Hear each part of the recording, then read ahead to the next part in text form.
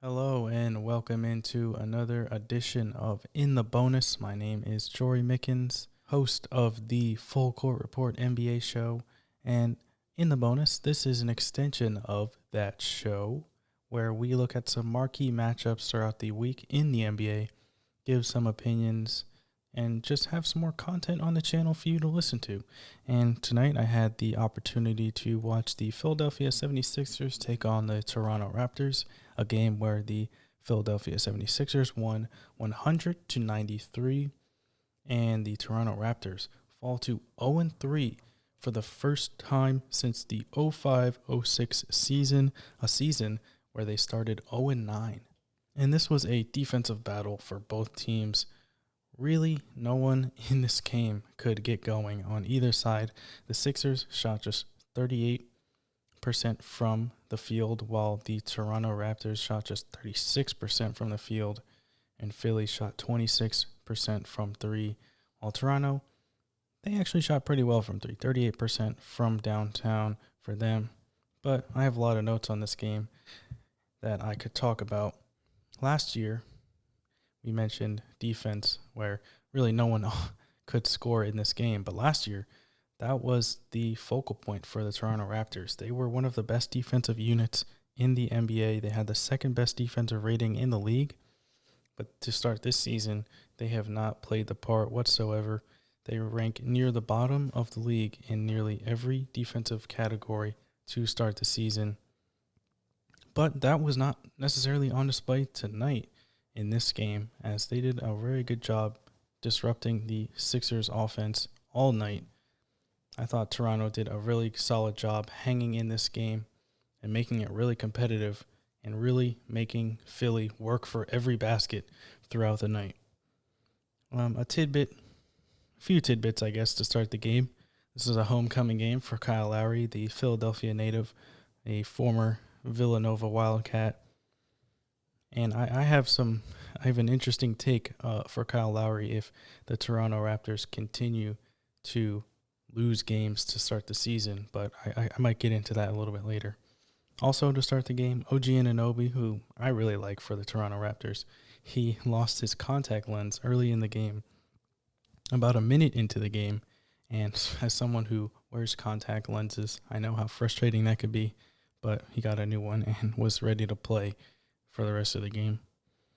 But early on, the Sixers, they just really couldn't get their threes to fall really throughout the entire game. I mentioned that they shot just 26% from three, 8 for 31 as a total for the Sixers. But early on, especially, they really couldn't get any of their threes to fall.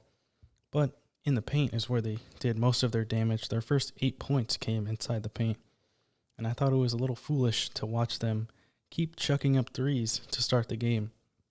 Toronto, though, they went on a 15-5 run before the Sixers could call their first timeout, and it was strange also. They kept going, they kept scoring, Toronto that is, and the Sixers, they just continued to bear that run, and it was a little strange that they didn't call timeout a little bit earlier, and Toronto got out to a pretty sizable lead before Philly could call their first timeout. And I think during that timeout, Doc Rivers told Joel Embiid to be more aggressive. To start that game, he wasn't very aggressive. He was passive to start that game. But out of that timeout, he scored 6 straight points for the Sixers and looked a lot better moving forward. And Joel Embiid had a really good game in this one. He totaled 29 points, 16 rebounds, and 4 assists in this game, as well as 2 blocks. And he shot 14 for 16 from the free throw line. He actually shot and made more free throws than the Toronto Raptors as a team in this one. So Toronto really struggled to contain Joel Embiid in this one. And sending him to the line 16 times is not a recipe for success if you're Toronto, as he's a pretty solid free throw shooter. Evident as shooting 14 of 16 from the line tonight. But some other things that I saw in this game, just some players that I could talk about a little bit. Stanley Johnson, first off, for the Toronto Raptors. I liked the minutes he gave Toronto a lot. He did only score 7 points in this game, but he came off the bench and gave them great energy, especially defending Ben Simmons, making him really frustrated throughout the night. Ben Simmons nearly had a triple-double in this one, 11 points, 13 rebounds, and 7 assists, but he did shoot just 3 of 11 from the field and had 3 turnovers, and you can really credit that to Stanley Johnson and his energy off the bench for them, as well as OG Anunoby, who did a really good job, and Pascal Siakam, although Pascal Siakam did foul out in this game. I thought those 3 did a pretty solid job on Ben Simmons defensively throughout the game. And Ben Simmons, being known for his defense, did a solid job as well on Pascal Siakam for most of the game, as Pascal, who had 20 points himself, but he did shoot just 8 for 23 from the field, and as I mentioned, fouled out in this game. Another player that I was really looking forward to watching, for the Sixers at least, was Tyrese Maxey, the rookie out of Kentucky, but he really didn't do much in this game. He did play 8 minutes and shot 0 of 3 from the field. He did have 2 open looks from 3 in this one, and I was kind of hoping he made more of an impact in the game. But again, I think he just wasn't as aggressive as I would have liked. I think moving forward, as he becomes more comfortable with the team and finds his role, that'll come with time. But in this game, didn't have the greatest showing. But again, I think moving forward, he'll definitely be able to impact the game a little bit more for the Sixers. I think that's going to be a really good pickup for them moving down the line. That is, being the Philadelphia 76ers, I think that was a really good draft pick for them, if they allow him to be him, that is. And another player that I wish I got to see in this game for the Toronto Raptors was Malachi Flynn, the rookie point guard from San Diego State.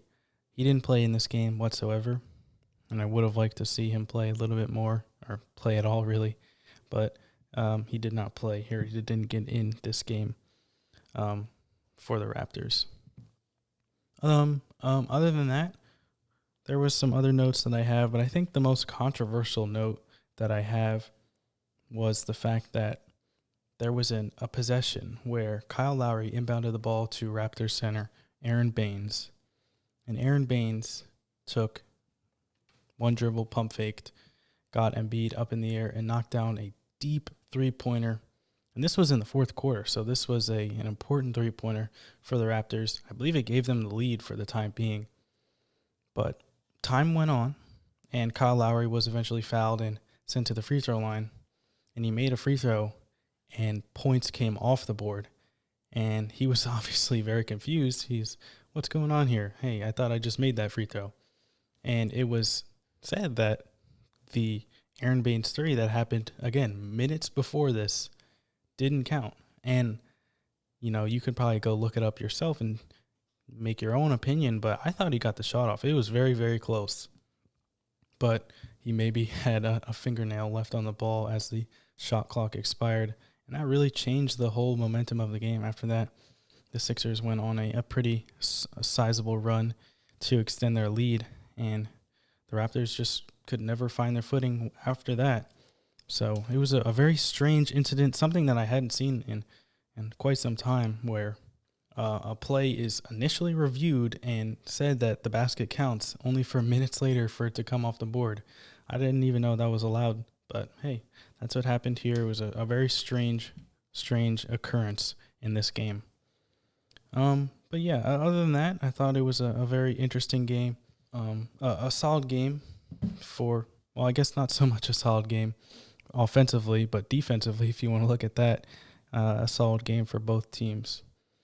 I guess I can give my take for Kyle Lowry, and this is something I believe I mentioned on one of our NBA shows, that is the Full Court Report, every Monday, if you want to listen into that. But if Toronto continues to lose, I mentioned that they started 0-3 for the first time since the 05-06 season. Kyle Lowry, he's 34 years old. If they continue to lose, it might be smart for Toronto to move on from the veteran point guard. And I know what you're saying. He's the life and blood of this team. He's been there for their championship. He was there for all of the DeMar DeRozan years where they were very successful, getting a few number one seeds in the Eastern Conference, things like that. But I think it might be time to really initiate the youth movement. They have Fred VanVleet, who they just locked up in the offseason, as well as I mentioned, the OG Anunobis of the world and Pascal Siakams, and who they just drafted, the player that I mentioned, Malachi Flynn. I think he has a lot of potential. Norman Powell as well, Chris Boucher. So they have a lot of young pieces on this team, and I think a lot of people like to look at the Toronto Raptors as more as a veteran team, but a lot of their best players are pretty young, or on the younger side, that is, entering now their primes. And Kyle Lowry is really the outlier. So I wouldn't be surprised if Toronto continues to lose games, if they decide to ship him out of town. As crazy as it sounds, I know. Hey, I mean, we didn't see DeMar DeRozan, who was a lifer for the Toronto Raptors. We didn't ever see him leaving or getting shipped out of town until he did, when he was part of the Kawhi Leonard trade that eventually brought them a championship. But I think one of the best possible destinations for Kyle Lowry would be the Los Angeles Clippers, a team that doesn't necessarily have a point guard at the moment. I mean, they have Patrick Beverley, who's been pretty good for them in the games that I've watched. He's been knocking down some threes and playing some stout defense, as always. But I think Kyle Lowry, if you teamed him up back with Kawhi Leonard and then obviously gave that team a leader, a vocal leader, that could elevate the Clippers so much. Not only would you be teaming him back up with Kawhi Leonard, like I mentioned, but as well as Serge Ibaka, I think that would be a really, really solid team in the Western Conference, one that could potentially make it to the NBA Finals. But that's just one take that I have on Kyle Lowry, and who knows? I think the Toronto Raptors, they're a really solid team, and they'll probably get their season turned around sooner than later. But if not, be on the lookout for a possible Kyle Lowry trade. That could happen. But again, this was a fun watch. I think it was an interesting one for sure. And yeah, there are some other games that I could cover. I think the most notable one was the Milwaukee Bucks and the Miami Heat, a game that was on national television. The Milwaukee Bucks dropped an NBA record 29 threes versus the Miami Heat in that game. So a phenomenal showing from the Milwaukee Bucks. They scored 144 points in that game, winning 144-97. And that was despite the fact that Giannis, the two-time MVP, scored just 9 points for the Bucks. So again, it just shows that their supporting cast has been very good for them to start this season. And they don't necessarily need Giannis to be an MVP to win games against good teams as well. Jimmy Butler was not playing in that game. But again, a really solid showing for the Milwaukee Bucks. A record-setting performance for the Milwaukee Bucks, that is. But that's really all the notes that I have for tonight. There are some other games that I could have gone into, but just to recap, the Toronto Raptors versus the Philadelphia 76ers. Again, Philly walking away with the W, 100-93. A good showing from them. But again, that's going to wrap up another edition of In the Bonus. My name is Jorie Mickens. Thank you so much for listening. If you would like to follow us on Twitter, you can do that at full C, the letter C, that is, report. And on Instagram, full court report. And please make sure to like and comment on this video, as well as subscribe to our channel for more content. Thank you so much for listening. Again, my name is Jorie Mickens. This has been another edition of In the Bonus, and stay safe, everyone.